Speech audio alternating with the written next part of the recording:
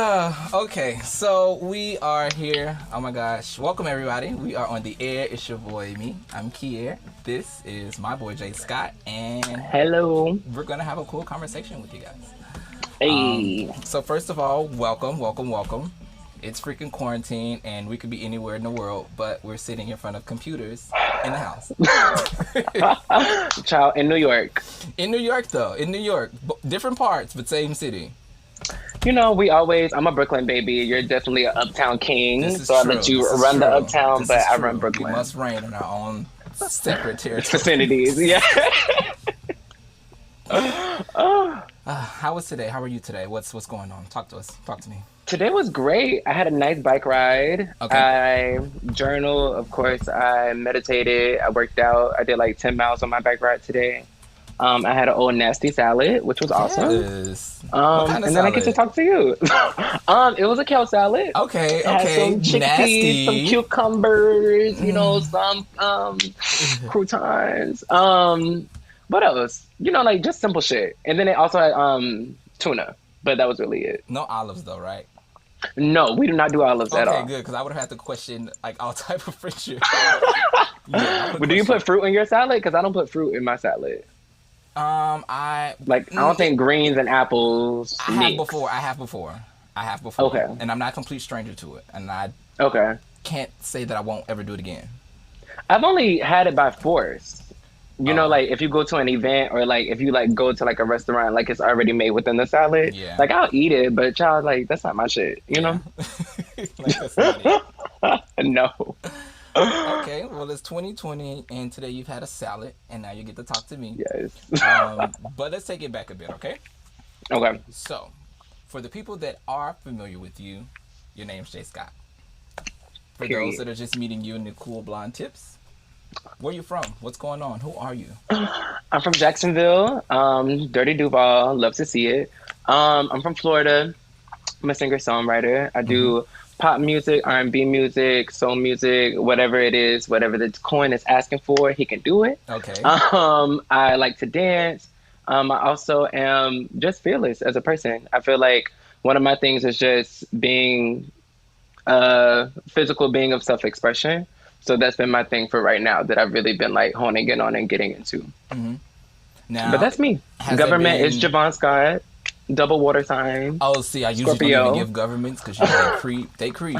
Oh, I mean, girl, she ain't got no records. You can see. I mean, I Okay. did go to court once. But that was it. It Um, wasn't criminal. It was traffic. Okay. You was riding Florida, dirty. Florida. No, Oh. didn't say that. Just things. Things. Yeah. Okay, well, we're gonna say it was a regular old parking ticket, and you just forgot to Yes. pay it. It was thrown You know- out, and nobody should Google it. Okay. I was in college. Listen, things happen, and we move on. Period. So a little Florida boy from Jacksonville makes his Yeah. way to New York City, but before he gets there, he realizes he wants to perform, or no? How did you Ooh, come about this? he artist runs bug? he runs away from performing for a long time, because he's not securing himself. Okay. He's not securing his talent. He's not securing his gifts at that time. So he kind of like does different things. He doesn't want the world to see him for his divine nature, because for so long, especially like where he grew up, I'm saying he, child, bitch, me. Okay. Where I grew Listen, tell your story however you want to tell it, because sometimes That's I for- get a little Tamar, and I'm he, she, them, and they over love there. Tamar. So it's okay. It's okay. We respect Well, it. he sung in choir and stuff. My family really didn't want me to sing growing up. I feel like a lot of it came to the fact of like they probably didn't want me to be a performer because they didn't want me to like take a certain lifestyle as far as like sexuality is concerned and all the other bullshit that they probably thought about. But whatever. So it was kind of a repressed talent for a very long time for me. And then I went to college. I went to college for writing, even though I had been writing songs since like fourth, sixth grade. And I moved to New York. I started, like working in different business jobs and shit. And I'm like, wow, like I'm really like sad. Like there has to be more to life. Like, that post-college depression where you're like, okay, what do I do next? And like, what's the next challenge? Like I didn't have another challenge. And I feel like for so long, my first 2 years of school were also paid for like through a talent grant because I was doing like classical music, which was really nice. But Yeah, I was. But then I kind of walked away because it felt like a job and it felt like me walking into something I was afraid of. So that old J Scott was afraid of fear. So the person that you're seeing now is just a different type of bitch, you know? Yes, yes, Yeah. yes. Piss off a white supremacist. No, Listen I'm to so Adoration. excited. Period. Okay. I'm so excited. I'm just like this I've been working on this for since like 2019 March. And it's just been a wild ride. I've learned so much about myself. I've met so many different people on the journey, and this project really like came together. It wasn't like my last project, so I'm excited. Actually, before we even get to the last project, because I love the last project. Okay, I mean, I actually am a fan across the board. Thanks. So whether it's call me with any of it, edibles, we're gonna talk about the old and the new. Thank you. Because I love where you pull from sonically. You pull from some interesting places that we don't usually see R&B get to kind of pull from.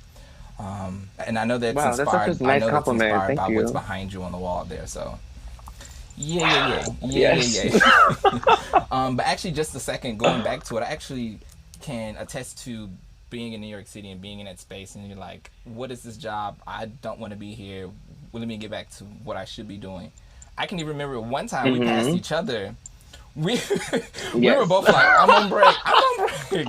We were both by freaking Yeah. Rockefeller Center. On our day Yes, jobs. On yes. our I day was at Sex that jobs. time, You and you were know? like another. You were at an agency, I believe. Child, one of the worst advertising agencies. They ain't getting no Don't free promo worry, from don't me, worry. All period. sex stores are But closing, so make sure you get your free shit now. oh, But yeah, we yeah, love no. So that. I definitely remember those moments. We were just both like, yeah, we're out here. We were both like, yeah, we got to get back to it. Hmm. Now look at us. Yeah, I'm so yeah, doing super your own freaking thing. excited. So That's what New York taught me, though. New York, I was realizing that so many people around me were actually like physically doing the things that they yeah. wanted to do. And I just kind of just took a leap on faith on myself. Like I had never been to the studio before I moved here. Like I had never like done like really taken my writing seriously, like everything. I just kind of like just hmm stepped on faith.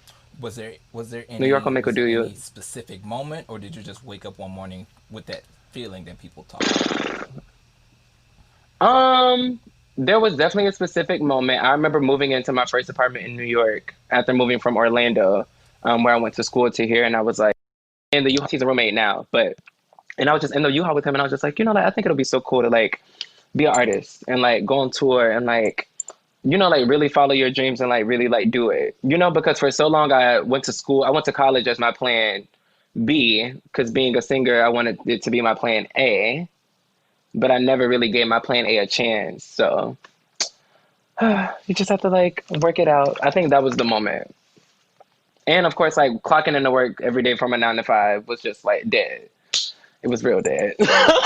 And it's no shame. It's no shame to a 9 to 5 either. It's just like I feel like 9 to 5s really helped me and built me up to the man I am today when it comes to like time management and personal skills, like bitch how to handle money. But I just felt like I just wanted to try something different. Like I feel like my gift and like my talent can take me outside of the space of a building, you know? Definitely. I can even speak to that for myself. There was just one particular moment where I was at a job, a really nice job at the time, really great money. One of those Hmm. positions where, you come to New York, then there's that initial kind of high if I'm here, then there's, that little, oh, okay, I'm not visiting, I live here, and then you find out whatever that Yep. stability is, and then you try to grow from there. So once I started, climbing from there, I got to a point where I was just like, oh, this is a great job. This is great. This is all wonderful. I don't want to do it. Yep. It was literally one of the cases where this was a job that literally benefited my skills. I had to engage people all day. Literally just had to run my mouth all day. Hmm. Didn't want to do it. Didn't want to do it.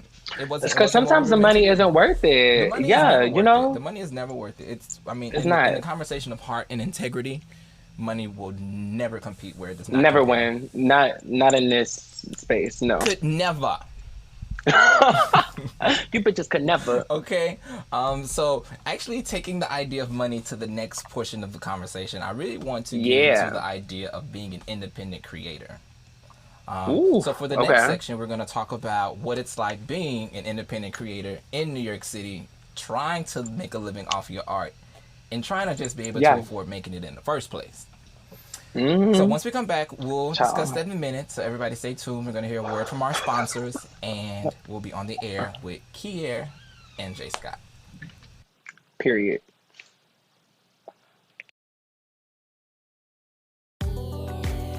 Hey guys, it's Kyere. I want to thank you for, first of all, listening to On the Air, and second of all, would just love to let you know that how I was actually able to get this idea in my head to On the Air. So, let me tell you about this awesome platform that is known as Anchor. You may have used the platform before for other podcasts, or you might have been your first time now for my show. But let me just tell you, it's super awesome, super effective, and can get you from zero to published in literal minutes. Let me tell you how. All you have to do is download the Anchor app in the App Store of your choice, or go to the website. That's anchor.fm, Anchor. Once you get there, create your login by using either Google or your social media handles and just plug in the information. It's as simple as that. If you can fill out a quick form online, or if you can fill out that voting ballot when it's time to rock the vote this 2020 election, you can definitely take 10 seconds to start an awesome new podcast, to share ideas, bridge gaps, bridge and build communities. So, all you have to do again, download the free Anchor app or go to anchor.fm to get started to see, hey, this too can be for you. Peace.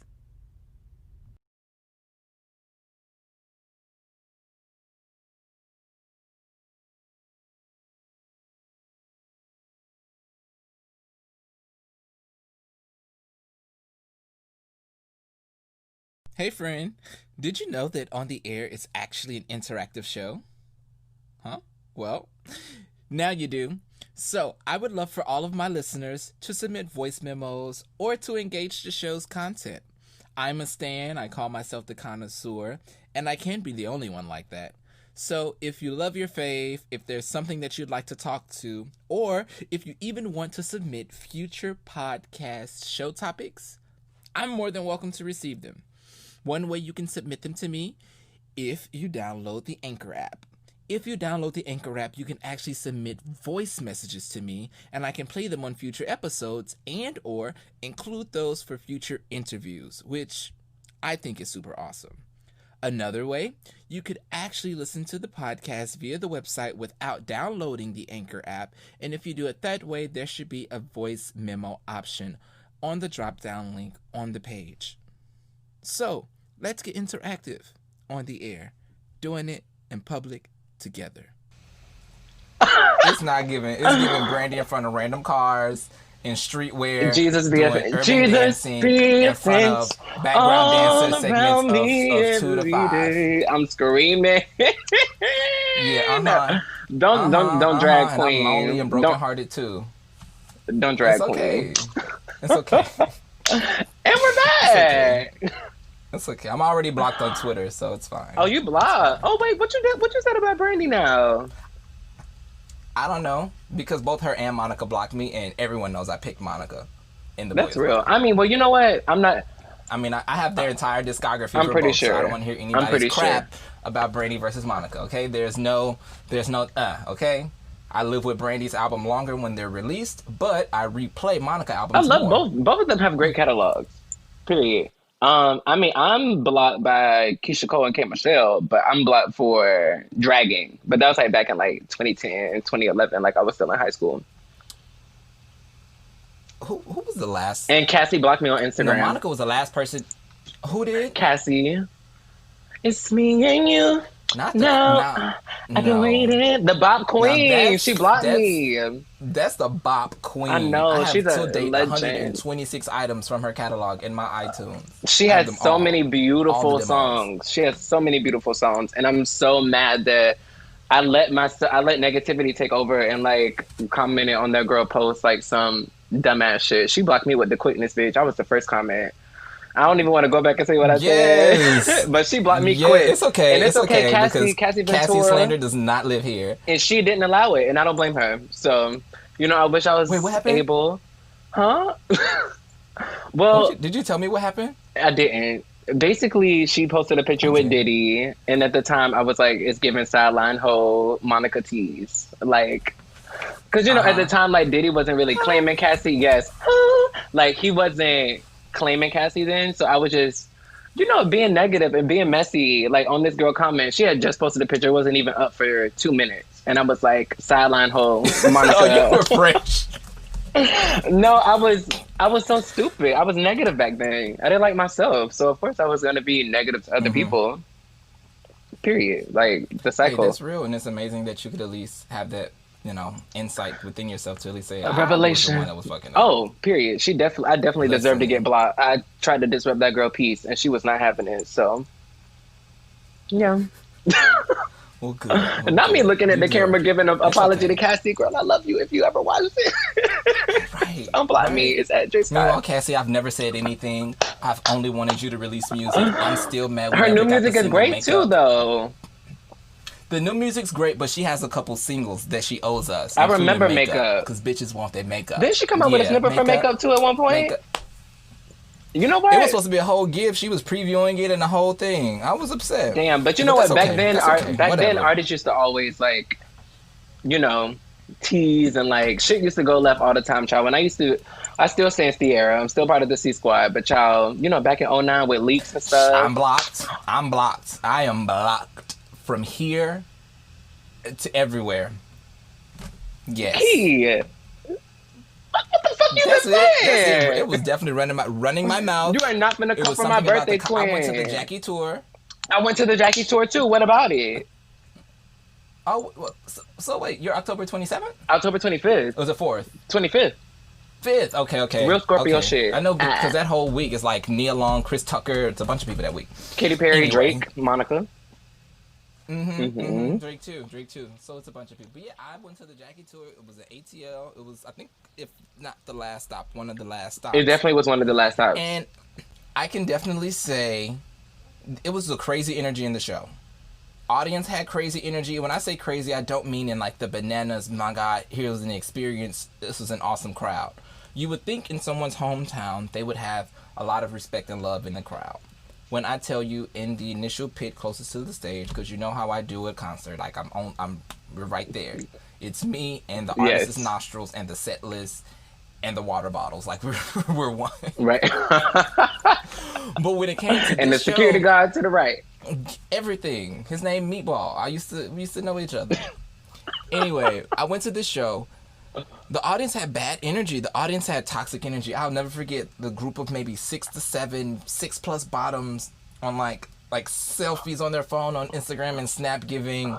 I call them like a big bottom troop because you can tell they were all muscle gym gays, but they were in there like throwing shit. Oh, I Lord. specifically can remember Sierra? one guy going like, we at the not Beyonce, not Rihanna show.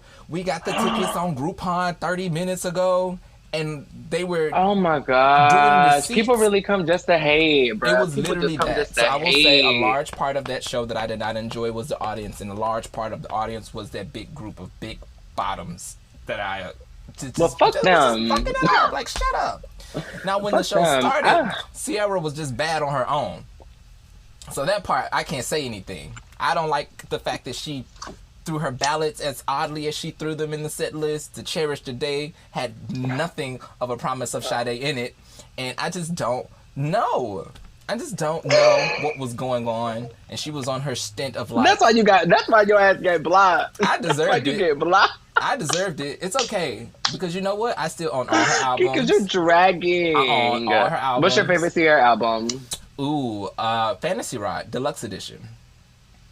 Ooh, we definitely love a Fantasy Ride moment. I think Fantasy Ride is probably my favorite too. Yeah, it was a wonderful Easily. album, and I think the saddest part about that might have been, I don't know, because I was a fan. I mean, people Yeah, say what same. they say about the cover, I but feel I like him. the purple cover. I don't love the red one, but I like the purple one, the deluxe, I believe. Never liked the cover. The artwork was definitely not the way to go. For me personally, but I mean, it was a different time.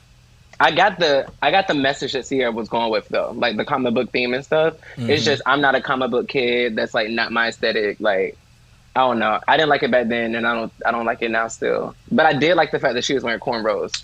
All of the girls were trying to drag her for wearing braids, but I was like, no, that's actually kind of fire. Yeah, and to be honest, Kyere was one of the few girls, especially at the time, who could do one of the cornrow lace fronts and get it right. Those were laces back then? Yes. Bitch, I'm dumb. I didn't know. I didn't really know about wigs and stuff until like 2 years, like 2, 3 years ago. Yeah, all those. Wow. Okay. Yeah, Sierra's good for a cornrow lace. She's good for it too, We love especially then. that. That's Then in real. those little platform black Louboutins, she loved those at the era too. You know exactly the ones. She just appeared in that so much. I loved it though. But see, that's the thing. Like I I got love blocked for her. just, we grew up to her, so it's one of those, whatevers. Not to spend too much time on her because she doesn't have any business problems when it comes to her money because she's rich in her music. She can do whatever we She want. don't. So she can do whatever she wants with her music and her money. But back to the independent artists in NYC trying to make it Yes. happen. J. Scott. Now, when it comes to figuring out this lifestyle, how are you able to afford it? How are you able to make this happen? Start from the beginning. Your first project. Call me when you get this. What was that experience like? One, financially. Two, emotionally, because it was your first baby. Well, I'll say emotionally first, it felt like more of a statement for myself. Mm-hmm. Um, it was more of like me, like, I mean, still now, I don't really try to go out my way to like create music that I think people would like. I don't do that. Like, that's not something that I do. I feel like music is an experience and it's very like one-on-one with the person who creates it. Like, I know how to make a product, but I'm not gonna like make something that doesn't feel authentic. You know what I mean? Or make something that I think that you're gonna like. So emotionally, it was good because I just got to do whatever I wanted to do. I got to write and say the things that I wanted to say. I got to figure it out along the way. Financially, it was a mess. I didn't realize that I needed a budget. I was just like spending money frivolously. I can't even get my words out. Just spending money on like different stuff. Not having a budget, not having a team. It was my first project for me is such a high point for me, but also such a low point because that's when I first like started suffering with depression. I feel like that was like my first feel of it, especially as an adult. Because I just had the job that I used to see you at sometimes, like around the block and stuff. I just lost that job, and like I had never lost a job before, and like I was like, oh my god, like I have all these ideas and like all these music that I want to make, and like it costs money. Like how am I gonna do it? So I just kind of just built myself back up. I started working like 3 jobs at a time. Literally, I would bartend, go to voice class, go to my 9 to 5, then go to my serving jobs on the weekend. Period. Like there was the only day I did not work out of the week was maybe like a Wednesday or a Thursday night. But bitch, this is my dream. Like this is like my bread and butter. Like this is like the only thing I want to do for the rest of my life. So like bitch, I'm willing to put in the time while I'm young to get it how I live, ho. Like I'm a hustling ass bitch. I don't fuck off. I've been working since I was 15. So oh yeah, not how I afford the lifestyle is hustle, grind, save, putting my money to the side for my projects. I feel like you, as an independent artist, you can take as much as you can from whatever revenue that you're getting, whatever that main source of income is, and put it to the side. Like you save for a vacation. Instead of me going on vacation, sometimes I don't get to do that. I'm saving to go to the studio. I'm saving to get stuff mastered. I'm saving to buy a beat.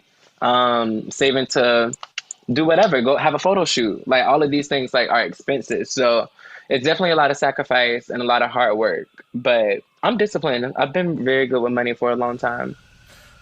Thank God. Okay. So when it comes to expenses, two things on essentially the Yeah. same question, but both ends. When it comes to finances for that project, what was the most expensive thing, if you're willing to share? And what was the most expensive? Well, what's the most expensive thing you benefited from? Excuse me. So, most expensive thing you benefited from, and most expensive mistake you made. Most expensive mistake I made was going to the studio and not knowing what I was doing. Okay. Going to the studio and not being prepared. Going to the studio and not having an agenda. Literally, like just kind of sitting around, just feeling my way through. Because I was also still new to the city. I wasn't around other singers. It was just me and this guy that I like met off of Instagram, like as an engineer who was He hasn't engineered this project. I don't think he'll be touching any of my other work. But it's just, I don't know. Okay, no, that's a It very was a good lot. answer It was a because lot at the time. you say what? It was a lot at the time. No, it just, yeah, because I feel like the biggest mistake I made was just like saying, okay, well, I have money to do this. Like, let me just do it. Like, I think the thing I spent the most money on was recording. And the thing that I benefited the most from it was just the excitement from people. Hmm. Just that assurance that I can do this and that people are still connecting to it. Mind you, that project is like barely mastered to the T that this project is mastered to, like, if we really being honest. But the fact that me like stepping out on my faith and like me like following my dreams and passions and like people telling me that like they're inspired by me or like they like are happy to see me like grinding and like working for like something that I want to do. For me, that's the biggest type of gratification. Financially, I haven't seen it yet, but you put in what you want to get. Like all this shit is chump change now to when I get my big bag, and that's all I tell Okay, myself. So, okay, and by then you won't have to share with as many people because you know what to do. period. No, because I know what to do. Like this time around, I knew like coming in, what's the promo budget? Like, what's the budget for the shoot? We did the shoot like in August, so like I had to literally space. I had to time frame everything, to where now I can still have money and money enough for visuals and stuff. So it took a lot of grinding. I gave myself a savings goal, and we made it happen. Yeah, savings go. Okay, I love it. So, what would you say was Yes. the timeline process for "Call Me When You Get This" versus the new project "Adoration"? Timeline. Call Me When You Get This came out September 2018. I started recording Adoration March of 2019. So from March of 2019 to I started doing Call Me When You Get This in February of 2018. So I'm trying to like get the I'm timeline like, right in my I'm no head. So we mathematician, started so coming. don't get No, me to. no, it's okay. Okay, so Call Me When You Get This. The first time I ever went to the studio was February 2018. Okay, Project came out September 2018. Adoration, we started those sessions March 2019. The album is coming out June 2020. So it did okay, take a little bit more time, but a it took nice more time chunk. because I started working with, yeah, a lot, and I didn't release anything in between. I just didn't feel like I was ready. I needed some vocal training. I got more vocally free. I started working with other writers and stuff, and just like trying to cultivate vibes and not a sound. I didn't want to get boxed into like doing a sound. I just wanted to like kind of do cohesive vibes all together. So I just pray with adoration that people can see the full story and feel like one exclusive vibe, but through like different components of each song. Yeah, one story with different segments of the narrative. Makes sense. Yeah, 100%. Hey, I was so caught up in what was once you and me. This song, child. Okay, so we're gonna do a part where we jump right in. So we're talking about the process, but I want to talk about the songs because for those who haven't heard the projects yet, the old or the new, here we are, right? So here's our little impromptu, little jam, little album track listing Moment. kind of Yeah. session. Yeah, little moment, little moment, little moment. So I'm going to really only touch on two different songs from the first project, and Okay. I actually want to do every track from the next project. Okay. I know you're a little short on time. We can but do after it. that, hey. Ah. Alright, bet. So Too Late, my personal favorite. Well, my favorite up tempo song. There's something between Too Late and Out of Orbit that I just they Oh, hit two different okay. moments for me. Nice. I appreciate that. Yeah. Okay. Yeah, they yeah. You don't know how many times I've been just out of nowhere. Go you know. I have to read a bitch and I use it. And I know they probably wouldn't get the reference. Yeah. It's okay though. They'll get it in a few years, child, and someday it'll all make sense. But Too Late is So I'll be very definitely far away. So who cares? Too Late is definitely one of my favorites too. I like to work out to it. I love to work out to it. And Out of Orbit would like literally just like what started off as a poem. No, Too Late for me. It's one of the. It's Some for me. It's a love song those. where you're cleaning the house to it. Like it's one of those songs Yes. that whether you're actively pre-gaming to it, With the but broom. you feel like you want to go somewhere like as it plays. That's real. I feel like it's so crazy you say Too Late because I feel like a lot of the girls stand like Dancing on My Own or Lonely Love. Like those two I always hear. But my personal favorite from that project is For You. Easily. Like I love singing For You. I feel like I'm gonna always sing For You because I just like it. It's my baby. Yeah, that's My see, that's baby. one of those songs that could definitely Like you perform it forever just because it's your favorite. Just because. Yeah, literally. And like, you know, the diehard stands as they come into the kingdom of the Scotties, like Okay, I was just about to ask what they'll are the know. names of the They'll know. Scotties? Oh, we're definitely the Scotties. Yeah. As a Yes. collective, it's a Scotty Hotties, but as a singular individual, you're a Scotty, I'm a Scotty. We like to party. Yes. Fuck a Boy Scout. Okay, I'm a Scotty. Hey! No, Love that's to so hear dope. All it. right. Okay, that's so cool. Did you Man, have any so, favorites off of the new project? I'm so like excited to hear your so at the point feedback. of Your everyone, ear is so good. I was about to say thank you. I was gonna say at the point of everyone You're hearing. welcome. So I heard I did a first play for everything, but I still wanted to have like just initial reactions and things. So I only played it 3 times before. This is the part stood out, and I know Edibles is track 2, but whatever the name of the first one on the project is, because I just pressed play and walk Not away that from kind the of phone. guy. Okay. Yeah, not that kind of guy. Everything. I love that. So Not yeah, that between not kind the of kind of guy, this is the guy. part. Okay, cool. That's what's up. I appreciate that. Not that kind of guy is definitely, it slides, bitch. When you play it in the car, like, it's definitely a vibe. I remember being in the studio and recording that one, and we were like playing with beats and stuff and like trying some different shit out. And I was like, you know, I really want like a 90s vibe. I feel like I always like to tap into the different eras and stuff. As you can see, like on my back wall, like I love a whole bunch of different type of shit. So I'm just like, what is like a moment where like I'm walking in the club and like I'm just like that nigga for real, like, you know? And we just made it happen. I love that song. And This Is the Part is definitely probably my favorite from the EP too. Nice. It's one of those things when I can't wait to listen to the project more, and the world will see me post about it as I stand blasting around every single place I go. And Thank as you. they will too, because again, Adoration now streaming wherever music can be streamed. Ever music can be streamed on Spotify, Apple Music, Deezer, Tidal, TuneCore, Jack Grinder, OnlyFans. YouTube. Sometimes you can even do it in my Come on, bedroom, Scrub. okay? Yes, you could definitely play Edibles in your bedroom. It's definitely that girl for that.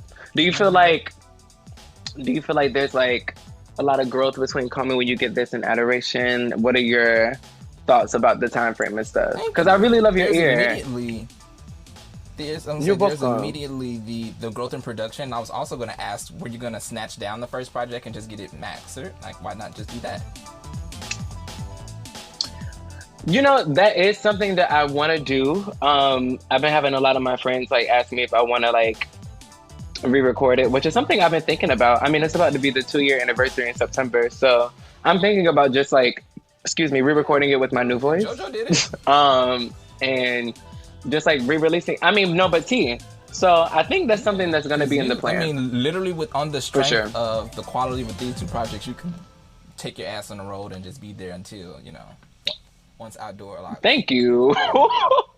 That's the plan. Because I love That's how you approach sounds and even the nostalgic pieces of certain songs. Like the soundscape of an Edibles or the soundscape of a Too Late, they harken back to previous kind of eras in music, but it's never directly on the nose. Like you didn't run and sample Gypsy Woman. Like you didn't run and sample, like you may approach things sonically that's reminiscent of a sound, but it's not taking the oats of the sound. Which puts me in the mind of like Khaleesi's I'd Food still like to album. make it feel like, come on, Food.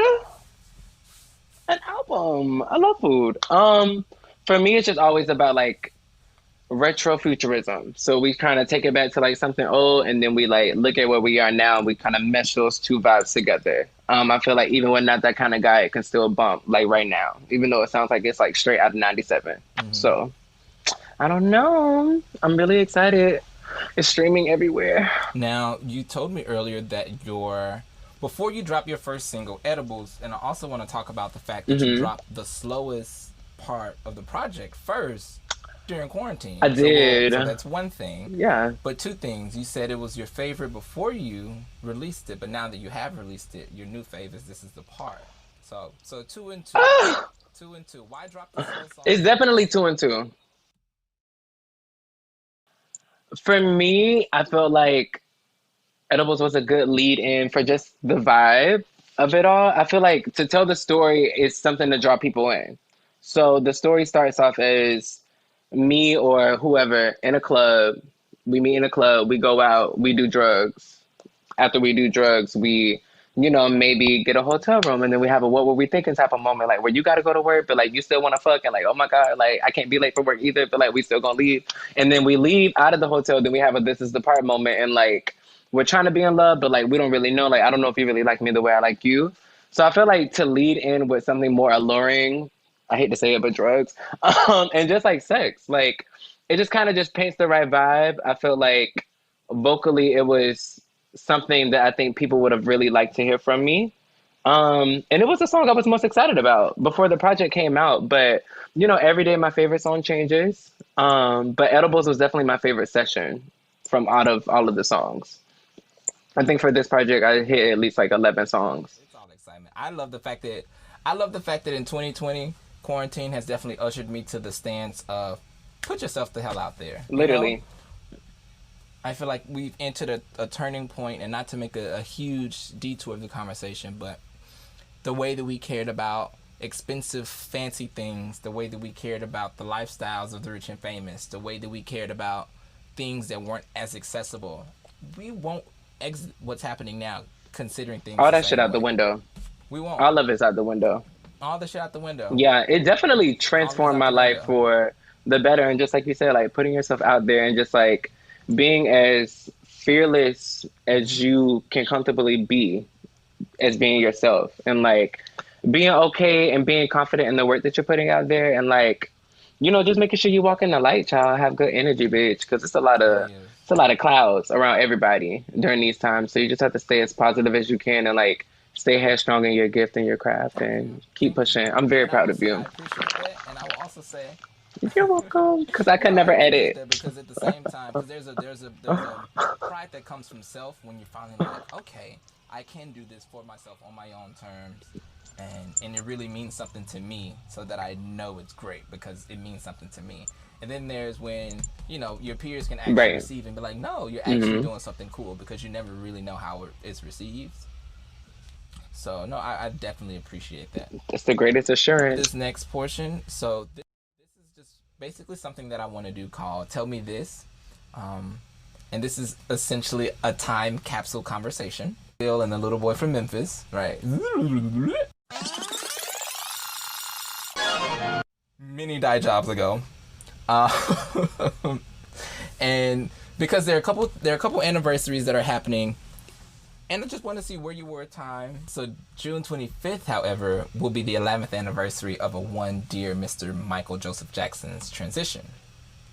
I remember where I was, but we're interviewing you, so please, do you remember that day, what you were doing?